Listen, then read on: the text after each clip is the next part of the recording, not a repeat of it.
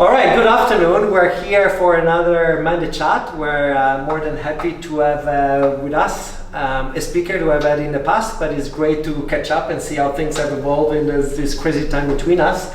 We have Joseph Huang as the CEO of StartX. We were talking about how is the time of COVID has impacted the activities of StartX. Maybe give us a little bit of what happened in those 2 last years. So StartX itself invested a lot in our digital experiences. We have a large community of about 2,000 founders, and being able to get all of them to interact digitally in different ways has been great, because as we return back to in-person, a lot of those we've been doing some data science, do graph analysis, things that we can do online that we can't do in person. And sort of augmenting those things together has been really cool. So we've built like a knowledge graph of who the different experts are in the community on what, so that can be crowdsourced, that the community can sort of engage in. And we had to do that for COVID, because you can't have these big mixer events. But in exchange, now that we have these big mixer events, we can still add that on top. So I think that's been really cool. And as we were talking just before the camera turned on, Stanford went back to in-person for this school year. And StartX's broader community activities are also slowly ramping up. We hope to have our first one, fingers crossed, in the end of April. So now you got me intrigued. How do you build this knowledge graph of your hubs, and maybe connecting points and some of the, I think, key mentors or partners you might have had? That's right. So I think one of the most important insights of StartX over the first 10 years was that when you're building a company, you have to solve problems that have never been solved before. It's not necessarily a matter of going to school and learning from a textbook and doing things that everyone already knows the answer to, right? Stanford, most of what we teach at Stanford, we're asking students to answer questions we already know the answer. We need to see if they get it right. But entrepreneurship is about solving problems that have never been solved.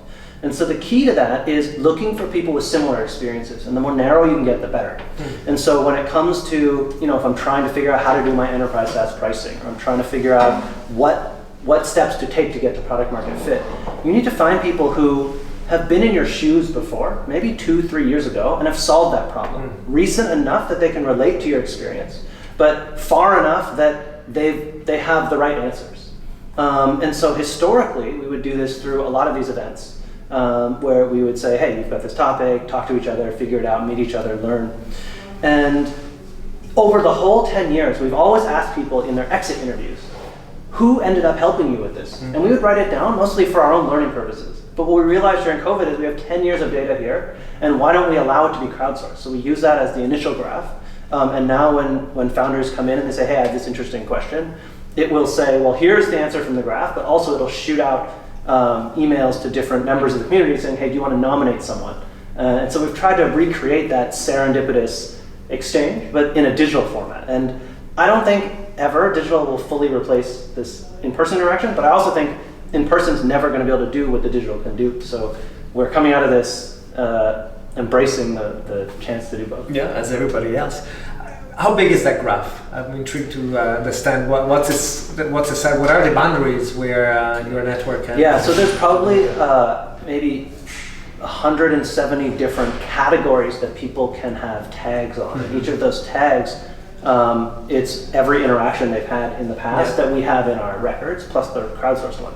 And so there's probably tens of thousands of different combinations labeled on stage of company, topic, is it about fundraising, is it about hiring, is it about FDA regulatory, is it about legal? And then each of those, it's also crowdsourced. The community can come in and say, oh, I don't think this phrase is the right phrase for my type, let's change it. And so now it's like this evolving system, which I think is super cool. And is that based on an existing CRM on a Salesforce platform, or is that something you built from scratch? We have a software platform we use to run our admissions process. Yeah. And it already captures a lot of these tags for the applicants. And so we just repurposed it for the community, the active community. And it ties into like the mailing list that we already have and the profile system we already have. So back in the day, it was all captured in the CRM, but we just exported all of it and converted it into the system. And now, is that a system that you develop on top, or is So StartX has had, since like 2013 or something, it's had to build its own software for the admissions process because people have to be able to log in and check their applications. And back then, there was you couldn't just buy accelerator an app to run your accelerator. Which we do, by the way. Yeah. And so nowadays those things are available, but back then we just had to create it. And so we've always had that system, and we can just add things to it, which is interesting. All right, let's step back a second. Again, also for the viewers, we have interviewed you in the past, a very intriguing career that took you to running a not-for-profit that is StartX, but maybe just a short version of your background, what took you to StartX and what still gets you excited? Yeah, so I graduated from Stanford. We worked in the self-driving car lab, and I met my co-founder in that lab, Dave Millman. And the thing that attracted us to work together to start a company was that we both were really drawn towards solving like real-world problems. Like, top universities around the world are often trying to create new knowledge, right? Like you can do a PhD and change the boundaries of what humanity even knows. But the thing that motivated us the most was, can we solve a problem that people face today? And so entrepreneurship obviously is a big draw in that sort of world. And we had, in part of our research, we had found this algorithm. We produced a solution to a problem that our mentors on the research side were saying, oh yeah, like Qualcomm has a team of 12 people working on this, they can't figure it out. Broadcom has a team of 8 people working on this, they can't figure it out. Intel has a team of 15 people working on this, they can't figure it out. And so if you have something, at least publish a paper, but maybe it's worth something. And so like the naive, like the enterprising, I'll say, grad students that we published our paper. But then when we graduated, you think about like this was what? 2011. You graduated in 2011 from Stanford with computer science. The thing, your top choice was like, go work at Google, work on ads. Or go work at Facebook, work on ads. Or what about this thing we built that, like, it seems like it's valuable, it solves this problem. And for those of you who, check the comments in the video below, and there's probably going to be links to the first interview. But the short version is, we were able to solve the problem that GPS solves, but without any of the satellites. Right, so GPS requires talking to different satellites that are all over the world, and we had taken some of these breakthroughs that had made self-driving cars possible, that's the lab we came from, to apply machine learning on the ambient radio waves that are already in the air, the Bluetooth, the Wi-Fi, just these all over the place. You could create these little fingerprints. And you could use that to solve GPS without ever needing the satellites at all. And it even worked, especially it worked indoors, like large airports, large malls, museums, where you can't, the building itself, like in here, you're not gonna be able to see any satellites. But it turns out, 5 years later, to also be the method of choice, even in downtown San Francisco or large cities where the buildings are tall enough that you can't see the satellites even when you're outside. So we had solved this problem, and we graduated from Stanford, and we thought, okay, well, we could just ignore it, and then will humanity like ever have an answer to this problem? Or should we just try to do it? And long story short, we applied to StartX. When we joined StartX, we were company number 20. So StartX has started a few years earlier. Yes, that's right. There were 19 companies before us. Now there's 800, so it's a totally different world. And then over the next 3 years, we learned everything about how to run a company. They took us from these 2 kids with an idea and a technology all the way to a venture-backed company. We were caught in a bidding war. We sold our company to Apple. And over the next 3 years, we spun this out. It's now, if you have an iPhone, which maybe half of you do, it's now how all your location is calculated, except when you're like, in the desert and only the satellites are the only thing that's there. So that was your entrepreneurial experience, and then a number of other activities in between in the corporate world took you to StartX. What gets you excited today still at StartX after a number of years? So what's always been fun. So I first joined StartX because what you'll find, and especially for people from outside the country, you think, oh, Silicon Valley, like this is where all the startups are. Everyone's doing startups. It's tech and all this cool stuff. But what you realize is there's so much infrastructure here for building startups that if you're just out here in Silicon Valley building companies, it can very quickly get very competitive, very materialistic, very superficial. Like it's just dog eat dog competition, right? Survival of the fittest is how we like launch these companies into the world. And maybe that's the way it has to be. But the thing that every day still excites me about StartX is at StartX, maybe it's the Stanford culture, maybe it's the way StartX runs, maybe it's because of the model that's a nonprofit. There are many factors. But at StartX, we've got about 2,000 entrepreneurs, and we add more every year, that commit to working together, to collaborating as a pool of entrepreneurs to make all the companies succeed, rather than competing amongst each other to see which ones win. And the longer I'm here in Silicon Valley, the more I look to see what else is out there, and you just don't find communities like that, and it's just so much fun. That got me thinking that one of the heavy lifting in running accelerators is maintaining the community, in particular of the mentors. Mm-hmm. That is somewhat gray area. Engaged. Why do you think that those mentors are still engaged with StartX year over year? There's two things that are really interesting. So number one, StartX it's completely free, right? So we're a nonprofit. We 0% equity. We don't charge any fees. There's no tuition. There's nothing. You come in as free. And that allows us to attract a different group of entrepreneurs. So the typical startups that would go to an accelerator are the ones that, they're not sure what they need to do, and they think maybe if I give up some equity, I'll get some training, and then off I go. And for many, that's helpful. But consider that the majority of entrepreneurs are like Stanford professors, right? So you'll have a professor who has some new cure for liver failure, and they think, oh, well, either I'm going to publish a paper, or we need to actually cure liver failure. So I need to build a company, we have to manufacture the drug, we have to get FDA approval, and then patients can actually use it. Because otherwise, why am I researching this stuff? And so you think, well, someone like that, or like Tor Jacob, who applied to StartX a few cycles ago, he actually graduated from Stanford 15 years ago. And he didn't even start a company, he went to McKinsey, like many enterprising Stanford graduates do. And over the next 15 years, he worked at McKinsey for all 15 years, and he worked his way up the ranks. And when he was done, he was the head of McKinsey's global oil and gas division. He was consulting with Fortune 1, Fortune 5. Especially now, with the gas prices as they are. Yes. There you go. And these are the sorts of people who find opportunities, in his case in data science, to solve global warming. And if you can't do it as a consultant, you have to do it as an entrepreneur.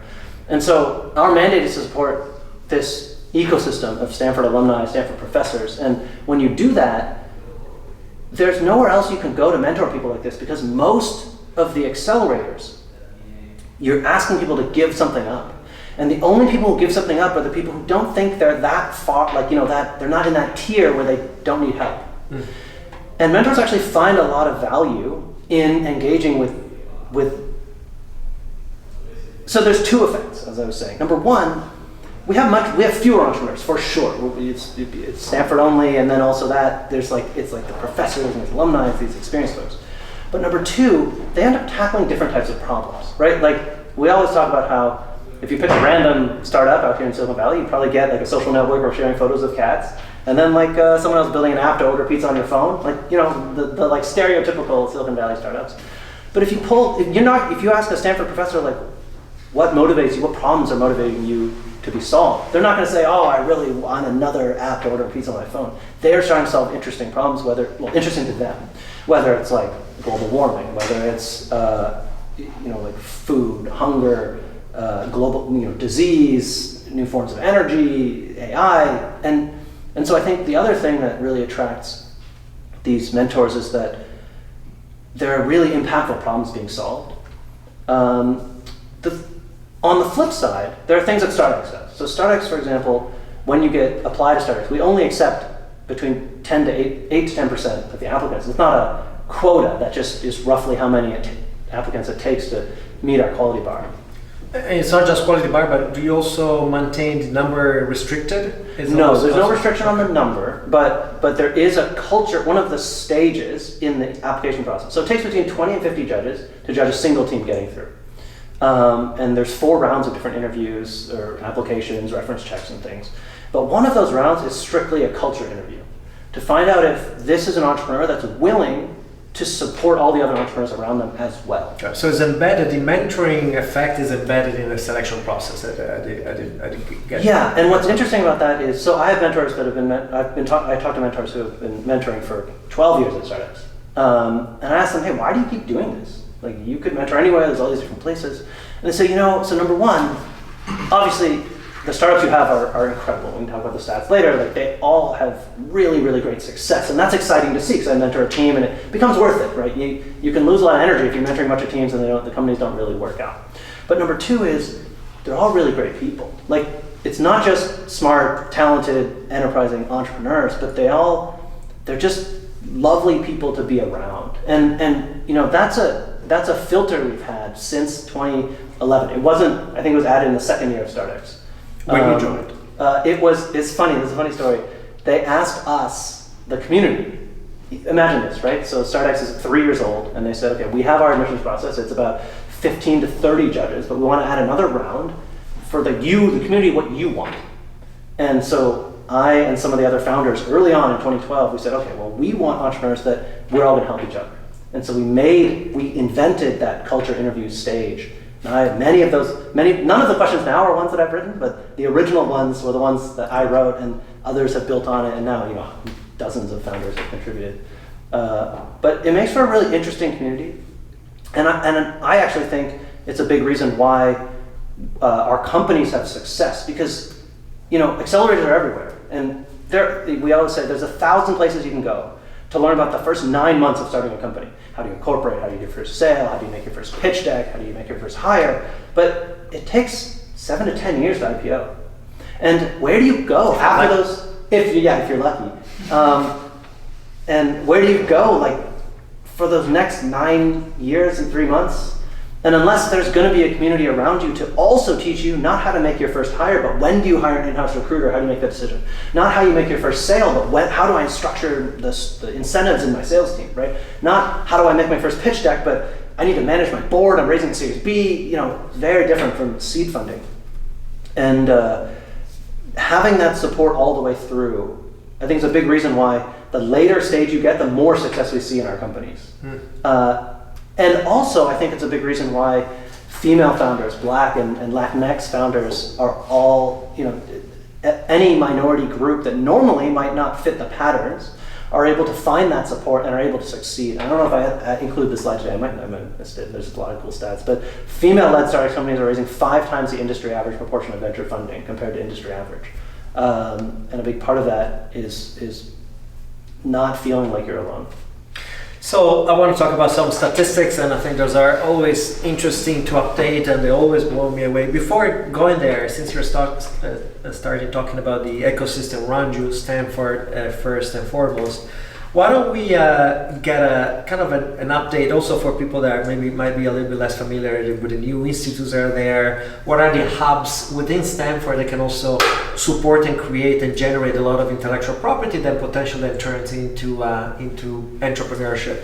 So I think we have a slide. If we go down, I think it's slide 22. If you're looking at it, I think we have some visual that we see the number of institutions and a bunch of stuff that we're going to go back in a second to. But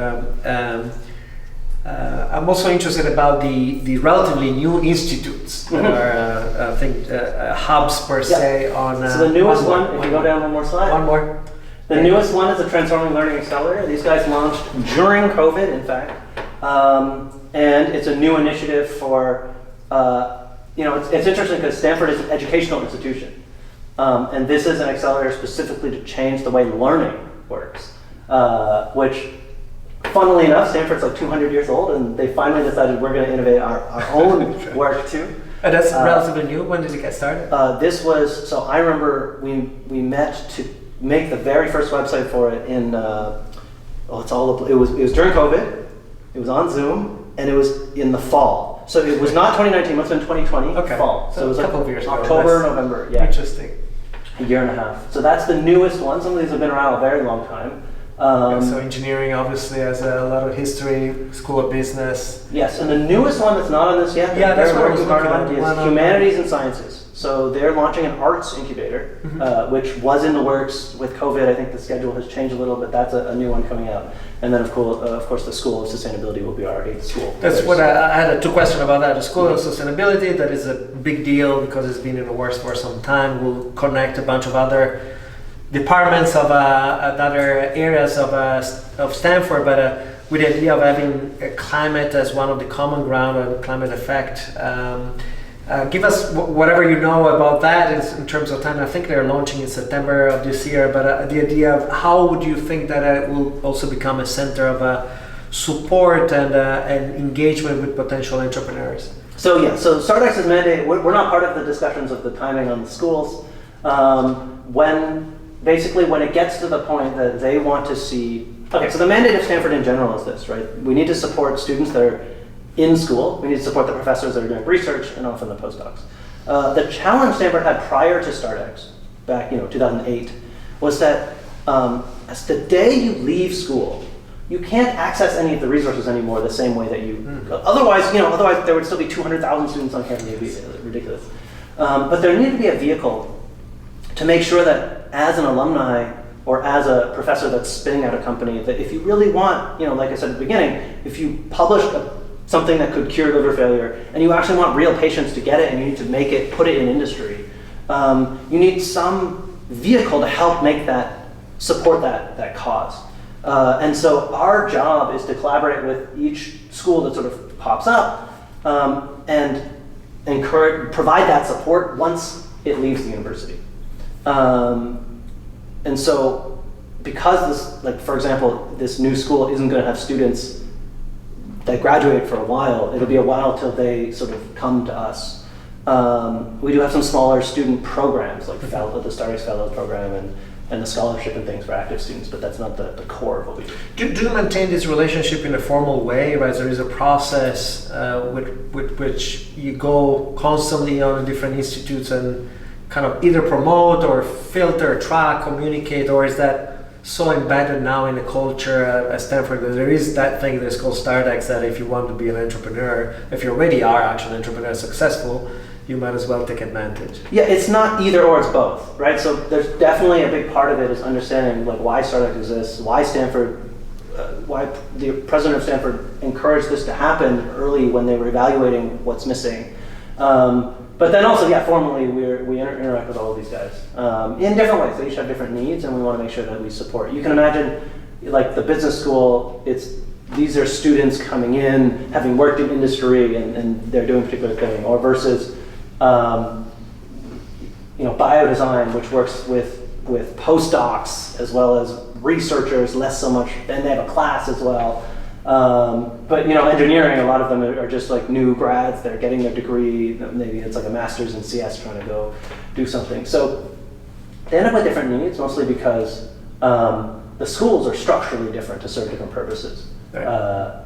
And as you can see, like Transforming Learning Accelerator, the newest one on this list was created sort of to challenge even how Stanford what learning is. Is that called accelerator because they do also have an internal accelerator, or just the name of the institute? We're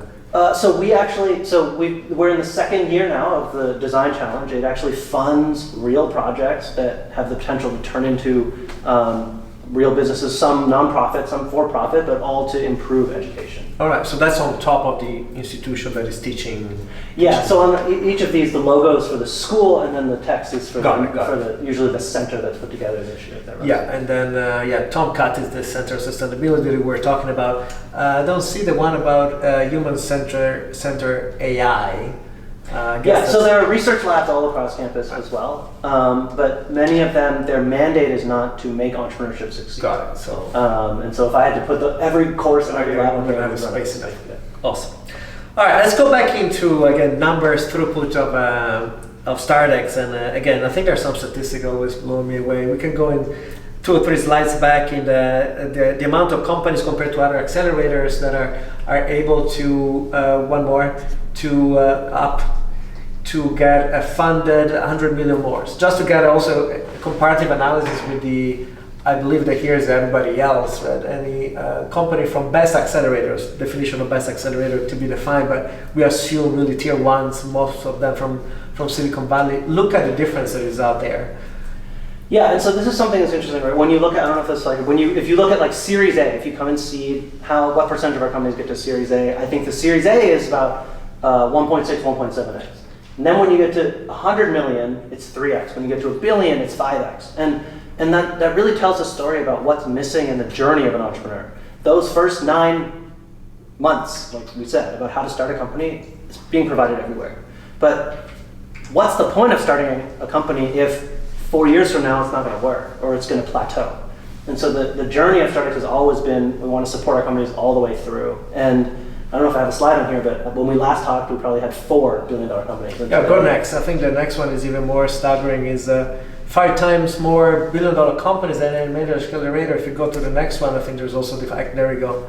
Yeah, so we're at our current pace, we're creating billion-dollar unicorns out of every 28 companies that we admit after 7 to 8 years. Just crazy. I mean, how is that? Is that accelerated from even 3 years ago? Well, so like this, we always do this comparison because we're trying to figure out what we're doing right and what we're not. And like when Y Combinator was the same, so if you compare 2013, we opened all Stanford, and today we're in year 9. When Y Combinator was in year 9, they had 3 billion-dollar companies, and StartX right now has 15. Now, that's not to say that it's better or worse, because I think like professors aren't going to go to an accelerator that asks for equity, so we have a different pool. And similarly, everyone will say, "Oh, we'll keep you connected for forever," but we're deliberately making sure that if you need support, you get support all the way through. And that's a big difference by design. Now, I don't know if that was the case in 2011 where you were there, or the concentration was still more on the early stage. Now it's clear that there is plenty of value all the way through. What is, if you were to give maybe a statistic, I don't see here, but how many companies that you have in on average in your batch that is, let's call it by series of investment, Series B plus, B onwards? Okay, so I know that Series A is greater than 50%. Okay. Series B, I don't know that number off the top of my head, but you could project, I guess. You have to do some calculations in between, or I guess we can calculate that. I think for us, so it's funny, right? Because most of these Silicon Valley ecosystems, and even if you're reading about Silicon Valley from outside the country, you think, oh, the funding or the number of companies, the success of companies is what you care about. But we're an educational institution, right? We're a nonprofit. And so everything we measure internally is, are people learning? Do they feel like they have the knowledge they need to succeed? Do they feel like they have the mentorship they need to succeed, whatever stage it is? And so we spend so much time tracking what their learning goals are. Are they achieving them? Did they get connected to someone? How valuable was that help? The numbers we have here are like when we take a moment, we say, oh, maybe we should calculate some things. And every time we do it, we're always really excited. Last topic I want to address before then we open to questions is then again, it is the context that you work here is also in integration from the world startups and world corporations, harder to innovate with all the issues that are out there. There's a whole theory of open innovation, things that work and things that work less. Is that integration with the commercial companies? Is that something that you have seen evolve in your time at StartX? Yeah, I think one of the things that's really exciting about the corporate program today is that corporations come to us for the same reason they go to everywhere else that there's corporate innovation. But the mandate for us is we want quality. We want actually, like if at the end of the year I have 2 new pilots that could be new lines of revenue, that's better than meeting 100 companies and having 0. And I think a lot of what we hear, the more we learn about the corporate world, is that even if you set up an innovation hub here in Silicon Valley, and I'm sure you know all these folks, sometimes at the end of the year when they say, what did we do? They say, oh, I saw hundreds of companies, but 6 months later, none of them were in business anymore, right? Or the ones that were in business, they did something, but then our research team didn't like it. And what's interesting about this is the StartX companies, well, first of all, half the time it's like a professor or like, some of these experienced folks, but even the students that are launching brand new breakthrough businesses, if you don't partner with them, they're going to change your industry anyway. Like the rate at which they're getting to $100 million, $1 billion, we got our first 3 $10 billion companies this year. Like they are shaping the industries that you, the corporate, are part of. And whether you partner with them or not, this is probably someone you should get to know. And I think, and so we've changed our model from an exposure-based model to a more intimate relationship-based model, where maybe we'll only put you in touch with 8 companies all year, but 4 of them will materially move the needle on you're a Fortune 500 company, it still moves the needle on your entire strategy because it's a brand new, I remember the most recent strategic summit we did with one of our corporate partners. They're like a global manufacturing firm. We had an executive from Asia, an executive from Europe, an executive from the headquarters in Japan. They were all sort of, they were meeting with some of our entrepreneurs just to hear their insights on the future of the markets. And a day later, the executives emailed us and like, oh my God, I've already bought their product, we're testing it out in our lab. And it was like real results, which I think is so hard to talk about in corporate innovation, especially because how do you measure something that's supposed to only take effect 7 years from now?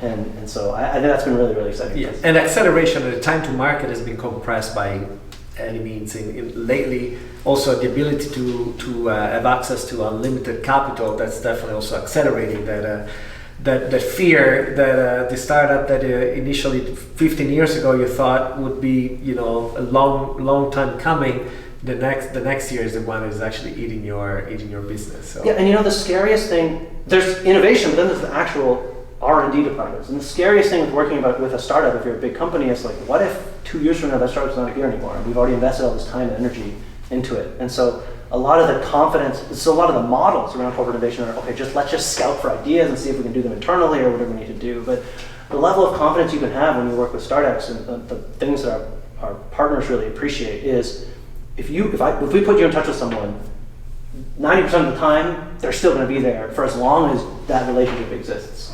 And that level of confidence allows them to do things and interact in ways that would not have even been valuable options before. Very good. I think that would conclude our conversation. So thanks again, Joseph. It's a pleasure. Always like and subscribe down below and make sure that we have more followers. StartX. All right. Thank you.